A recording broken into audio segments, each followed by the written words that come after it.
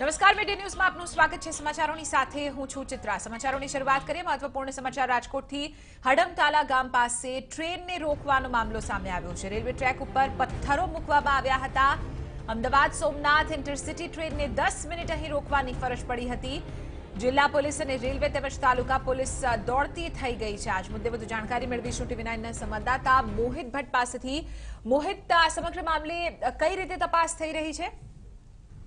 ચિત્રા, એક મોટી દુર્ઘટના ટળી એવું સ્પષ્ટપણે કહી શકાય, કારણ કે કોટડા સાંગણીના હડમતાળા રેલવે ટ્રેક પર કોઈ તિખડખોર અજાણ્યા શખ્સો દ્વારા રેલવે ટ્રેક પર પથ્થરો મૂકી દેવામાં આવ્યા હતા અને આ જ વાતનું જે રેલવેના એન્જિનિયર છે તેના ધ્યાન આવી જતા તેમને તાત્કાલિક જે ટ્રેન છે તે ટ્રેન રોકી દીધી હતી અને અમદાવાદ સોમનાથ ઇન્ટરસિટી ટ્રેન છે તે 10 મિનિટ સુધી રોકી દેવામાં આવી હતી અને ત્યાંથી જે પથ્થરો છે તે દૂર કરવામાં આવ્યા હતા। મામલાની ગંભીરતાને જોતા જે રેલવેના એન્જિનિયર છે તેમના દ્વારા પોલીસને જાણ કરવામાં આવી હતી। હાલમાં જિલ્લા પોલીસ અને રેલવે પોલીસ દ્વારા આ સમગ્ર મામલે તપાસ કરવામાં આવી રહી છે। કોઈ તિખડખોર દ્વારા આ કૃત્ય કરવામાં આવ્યું હોવાની હાલ આશંકા વ્યક્ત કરવામાં આવી રહી છે અને તે દિશામાં પૂછપરછ કરવામાં આવી રહી છે। આસપાસના રેલવે ટ્રેકથી જેટલા પણ અંતરમાં આવેલી જે વસાહતો છે કે જે પછી અન્ય જે રહેણાંકો છે તેમની પણ પૂછપરછ કરવામાં આવી રહી છે કે કોના દ્વારા આ કૃત્ય કરવામાં આવ્યું હોય, પરંતુ ડ્રાઈવરની સમય સૂચકતાના કારણે એક મોટી દુર્ઘટના ટળી છે। જી ચિત્રા, બિલકુલ આભાર મોહિત સમગ્ર મામલે જાણકારી આપવા બદલ।